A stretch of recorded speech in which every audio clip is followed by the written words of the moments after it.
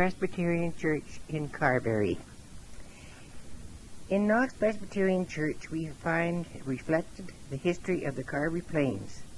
The first settlers located along the South Saskatchewan Trail, and in the spring of 1878 many claims were taken. It was in this same year that a Mr. Grant of Knox College in Toronto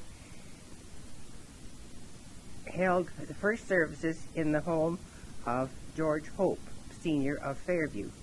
There was at first a period of infrequent but welcome religious services in the homes of early pioneers. In the summers of 1879 and 1880, these services were continued in the home of John G. Barron, because it was considered the most central place south to meet. The missionaries in charge were Reverend Goldie and Mr. McGregor. The Reverend Goldie occasionally walked from Tanner's Crossing near Minnedosa to hold services among his widely scattered flock.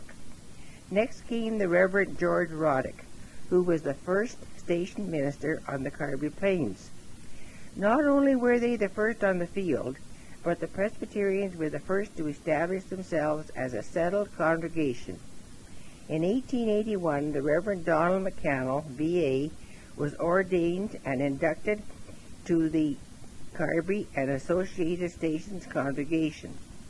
The first communion roll, August 13, 1882, shows the following elders on the session with him: A.D. Aikenhead of Wellwood, D. Morrison of Petrel, R. Gibb of Fairview, and F. McCarthy of Carberry. Under the direction of Mr. McCannell, the first church on the plains was pushed to completion. This original church is now the Kinsman Hall and stands on 3rd Street. When Mr. McCannell died of typhoid fever in the fall of 1883, it is said that his remains were followed by the largest procession in the early history of the town to Union Cemetery. There followed a succession of worthy men in the pastorate: Reverend W. Mackenzie, 1890 to 1891, Reverend D. Anderson, 1886 to 1889, Reverend James Drummond, 1890 to 1891, Reverend J. A. McLean, 1892 to 1894, Reverend David Carswell, 1894 to 902, and Reverend W. B. Cummings, 902 to 906. The congregation moved to the present church building during the ministry of Reverend S. E. Beckett, who was the minister from 1906 to 1910. The cornerstone was laid by George Hope, affectionately known as the Laird, and the building was erected at the cost of $13,000. In the fall of 1909, the new church was opened and the session arranged for special services on 2 Sabbaths, and that Dr. F. B. Duval be invited for the first Sunday, and that Dr. G. W. Gordon, Ralph O'Connor, be invited for the second Sunday. With the increase in population, the associated stations were gradually detached from Carberry. During the late 1800s, Carberry and Petrel were a combined charge, and then until 1913, Carberry was a separate, self-sustaining congregation. In that year, Melbourne became associated with Carberry. This arrangement continued up to the time of church union in 1925. The Reverend Dr. D. G. Bain was minister of Knox in 1911 and 12. He was followed by Reverend A. Hood, 1913 to 1919, and Reverend Charles K. Nicol, who was here from 1920 to 1925. Shortly after Mr. Nicol left, there was a vote to consider entering a union with the Methodist and Congregational churches. On July the 19th, 1925, after one voted in favor of the union, 21 voted in favor of the union, while 51 voted against it. At that time, there were 133 members on the church roll. Following 1925, there was a period of 8 years when the congregation was without the regular services of an ordained minister. Among the men who supplied were T.C. Douglas, later Premier of Saskatchewan, Reverend W.C. Atchison, and a Mr. Kerr. Reverend D.J. Gillis came to Carberry late in 1933 and was ordained and remained until the fall of 1935. About that time, Carberry and Wellwood became a combined charge. Reverend W.P. Graham was the minister from 1938 to 1940. Mr. Kenneth Matthews supplied the pulpit in 1942, and then Reverend Gordon E. Bastido was here for 1943. The former manse was purchased in 1942. After a vacancy in 1944, during which Mr. W. R. Bell had supplied, Reverend Irwin R. McKee was the minister in 45 and 46. In 1946, Reverend Jess E. Bigelow was called and remained until 1949. The next minister was Reverend S. J. Sharkey, who was called to the charge in the fall of 1950 and stayed until the spring of 1955. Reverend David W. Heslop followed. Reverend Sharkey as minister in 1955 and remained until 1958.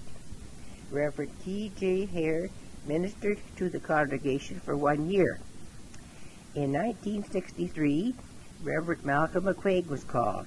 His family was the first to occupy the new manse built on church property just beside the church. In March 1966, Reverend Graham E. Duncan came to us from Regina and remained for 14 and a half years before accepting a call to Brampton, Ontario.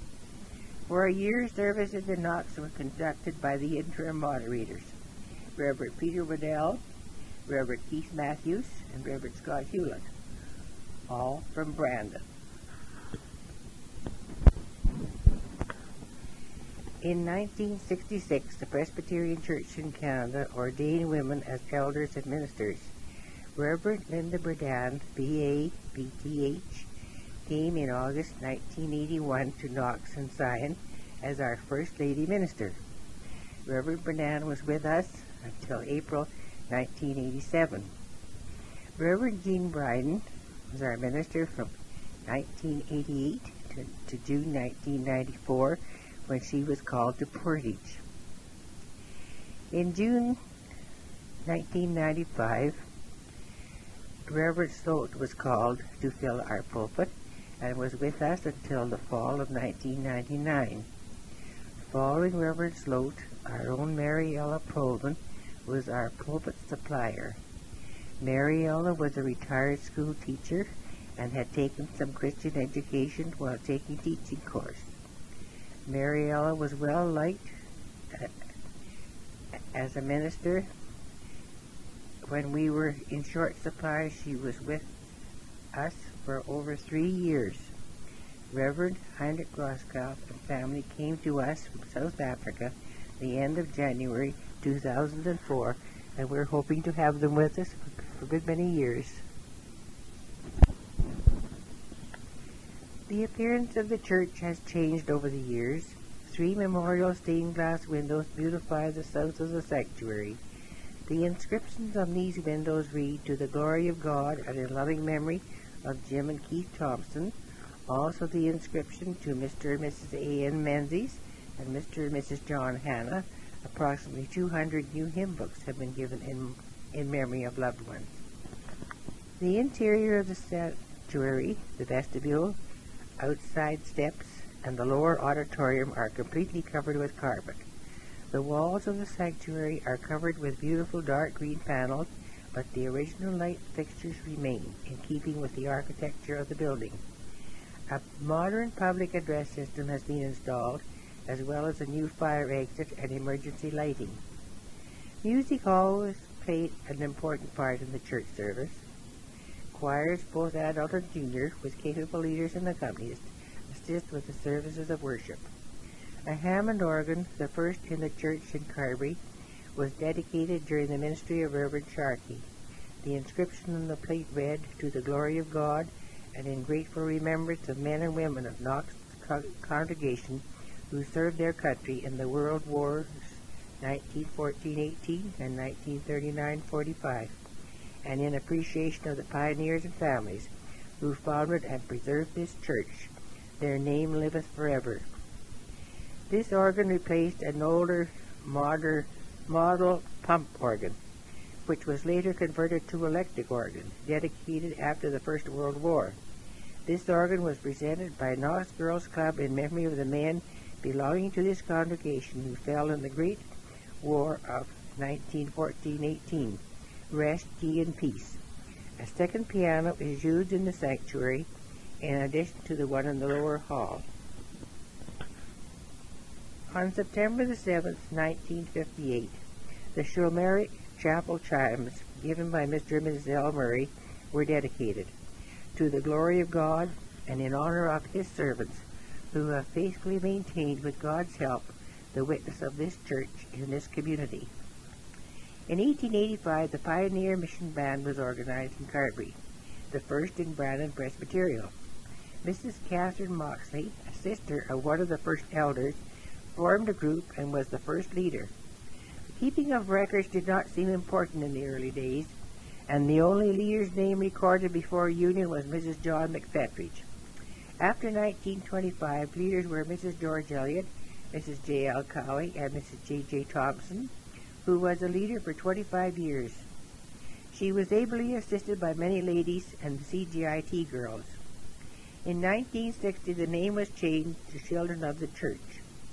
The group carried on for 2 years after Mrs. Thompson, but at present there is no COC.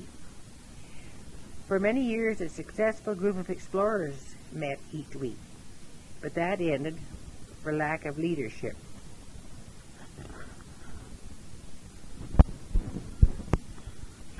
The CGIT group had its beginning in Carberry in 1921.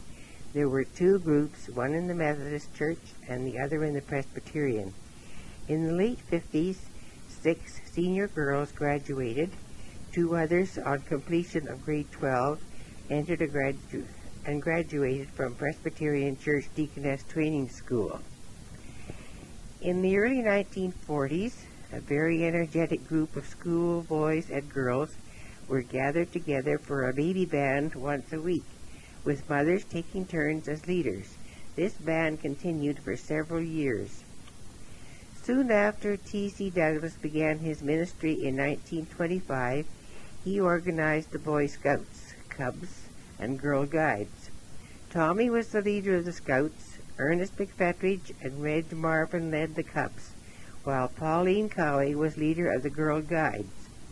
Church records are brief, but we do know they camped one summer in tents at Clear Lake, when both roads and cars were rather primitive, and leaders had to drive miles to procure fresh milk and vegetables. During the ministry of Reverend Duncan, Western Weekend with the Riding Club was an important event in Knox Church. In the year 1981 marked the 100th anniversary of Knox Church in Carberry. A capacity congregation gathered on what was probably the warmest day in summer, Sunday, July the 5th at 11 a.m. to mark this centennial event. The service was conducted by Reverend G.E. Duncan of Brampton, Ontario, and the guest speaker was Reverend David Heslop of Winnipeg, who chose to speak on A Special People. The organist was Vi Johnson, who accompanied the ladies' choir in 2 anthems. The junior choir, accompanied by Mrs. Muriel McPhail, also sang 2 anthems, with Miss Audrey Mitchell taking a solo part. Mr. Roy Middleton added to the music of the service by playing a medley of favorite hymns on his trumpet. He was accompanied on the organ by Mrs. Clara McKinnon of Wellwood. Beautiful floral arrangements graced the sanctuary. These were placed by the Cowie family in memory of pioneer families, the Stephenson family in memory of Steph, an elder, and the Harburn family with regard to their reunion. During the morning service, Mrs. Betty Ferguson and E. Ramsey read an address, and with Jean Ketchy, made a presentation to Mrs. Ruby Hood of a tray suitably engraved in recognition of 25 years of leadership of Knox Presbyterian CGIT. Following this, Norma Ketchy, president of Knox PWA, presented Mrs. Hood with an honorary membership in the Women's Missionary Society of the Presbyterian Church in Canada. Mrs. Hood voiced her appreciation of these honors. The Centennial Committee in charge of arrangements were Messrs. Robert Ramsey, J.D. McLaren, Harvey Middleton, Andy Graham, Cam Ketchy, R.J. Hood, and Messrs. John Hayball, Peter Rogel, and Cam Ketchy. The informal program of music began at 7:30 p.m. with Reverend Duncan as chairman, and featured a men's choir trained by and accompanied on the organ by Mrs. Pat Ellington, a former organist of Knox. It is interesting to note that most of the talents, men, women, and children, came from long-time residents or descendants of the Carby-Wellwood communities. For example, Carolee Vinson is a fifth generation of Mr. David Elliott, ordained as one of the first elders of Knox in 1906, and Mrs. Helen Smith is the younger daughter of the late Mr. and Mrs. John Hanna. Mr. Hanna was a faithful elder for many years. The audience was invited to the lower hall of the church for a time of fellowship. Lunch included, the anniversary cake was enjoyed, and all left for their respective homes, feeling the centennial was a day to be long remembered. The guest book was signed by 355 persons traveling from as far as Newfoundland and Vancouver. The history of Knox congregation would not be complete without mentioning what I think is a record number of girls marrying ministers. They include Irma Douglas, nee Dempsey, Lily Gillis, nee Gilmore, Lisa McKee, nee Denstead, Jessie Wilkinson, nee Hannah, Laura Bastido, nee Johnson, and Grace Jess, nee Barron, Marion Johnson, nee Barron. Grace and Marion are the two graduate deaconesses.